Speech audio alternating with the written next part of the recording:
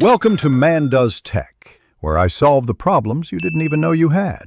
In this video, I will show how to make delicious tomato ketchup at home. We will start by gathering our fresh ingredients.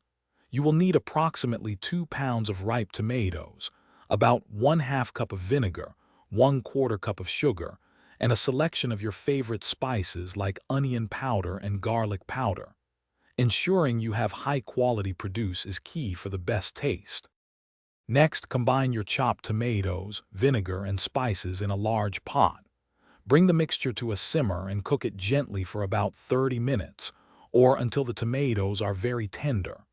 Once cooled slightly, carefully transfer the mixture to a blender and process until it is completely smooth.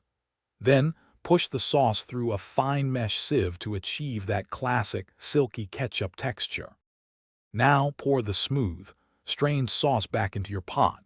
Add the sugar and stir well to dissolve it completely.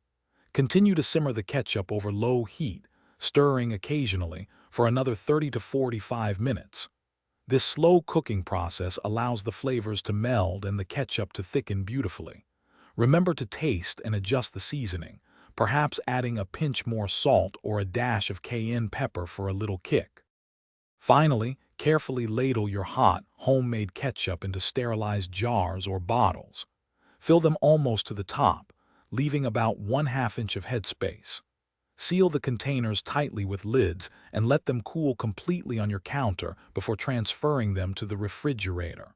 Your delicious, preservative-free ketchup will stay fresh for up to 3 weeks, ready to elevate your favorite meals with its vibrant, homemade taste. Thanks for watching. If you found this helpful, don't forget to like and subscribe.